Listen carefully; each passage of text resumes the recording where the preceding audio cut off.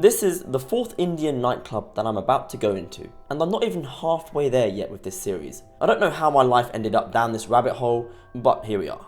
You lot seem to find it funny, yeah? Haha. But I can assure you that watching this series is completely different as opposed to experiencing it firsthand. These situations can be very uncomfortable and unpredictable, but why do I do it? Because there is zero information online about it. I think I'm the first person to actually document these experiences on Walking Street, and I know that there is an audience out there where this content would pique their interest.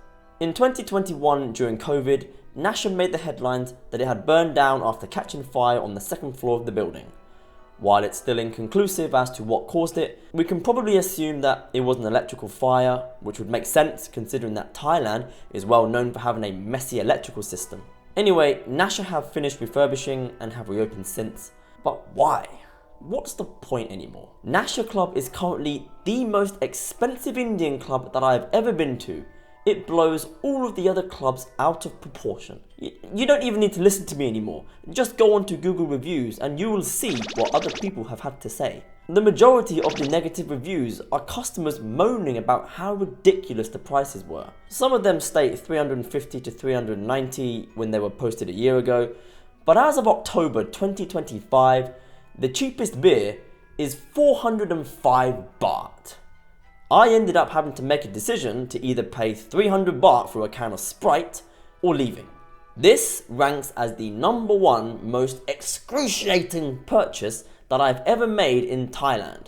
I'd rather get scammed by Thai food vendors or motorcycle drivers. The management at Nashaa Club are deliberately increasing the prices, and it's completely absurd. The menu that I was shown had small white stickers with written numbers being stuck all over the real price. I saw customers come in, look at the menu and leave. This place is legally trying to rip people off. And even though we are human beings and we are stupid, come on, we ain't that stupid. I mean, this place was half empty. There was hardly anyone here. In fact, I was very shocked by this because usually these Indian clubs are a jam-packed cockfest. Jawa and Leela Club had tons and tons of male Indian customers, but here, there was no one. And rightly so. There's already a lot of stiff competition down the other end of Walking Street, and Nasha's efforts to remain competitive by increasing prices seems a bit questionable. In what world does someone have to live in for that to make sense? And I'm not even going to count the number of females here. They are obviously getting some stupid ass drink discounts. Some girls had a bucket of 5 to 6 Chang beers, and if they were paying the same scammy prices of 405 baht a pop, they'd be broke within the hour. And speaking of the females here, there was a suspiciously high female to male ratio. I saw so many dudes in Leela Club, but it was the complete opposite here. Now, I don't know if Nashaa were implementing some crowd pulling technique where it involves hiring girls to just sit down, dance and make the club look good, but I don't think so. The majority of girls here were overweight, and if they were to hire girls, then it would make sense for them to hire the more attractive ones, right? I don't know. If not, then why are they here? They would obviously be freelancers, and if Nashaa can't appeal to customers, wouldn't it be better to go somewhere else where there's better fish in the sea? Maybe it's because it's the low season, but it's Walking Street. Every day, everywhere should be a party. Nonetheless, I found that the girls here were really loose.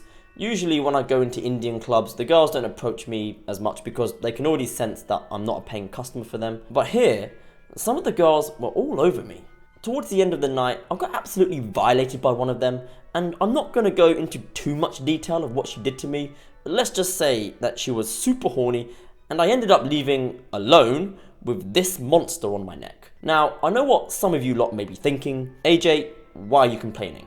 It's every man's dream to be in a situation like this. No, it is not every man's dream to get slobbered on by a large girl. If she was good looking, then okay, that's a different story. But she wasn't. I'm now stuck in the house for a week and a half trying to figure out how to hide this shit unless I put some sort of makeup on. I had plans to go and document Tunnel and Republic Club to give myself a break from the Indian clubs, but I've got to wait now. This goes out to all the Indian bros out there who like the overweight type of girl. If you're looking for a quick score, come to Nashaa Club, because here there are girls galore. Another really weird thing that I experienced in this club was the constant staring. When I'm talking about who it was, I'm talking about everyone. The freelancers, the Indian customers, the staff, the security, the management. It was like no one here had seen a Westerner before.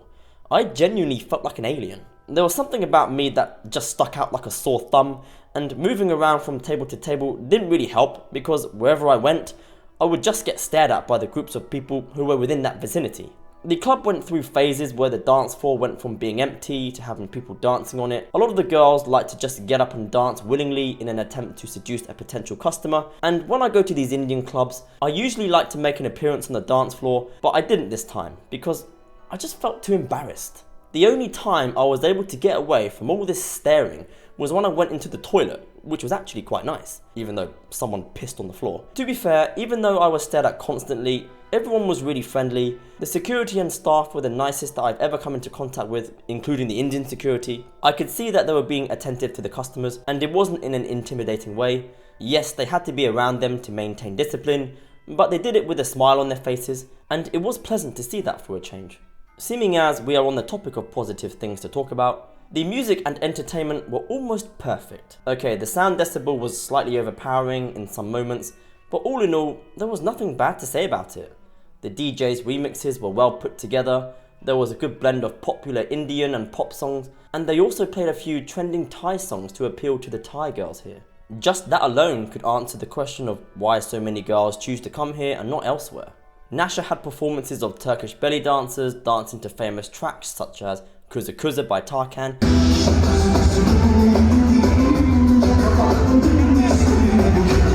And they also showcased some Bhangra, which I will admit gave off an energy where everyone, including me, wanted to dance.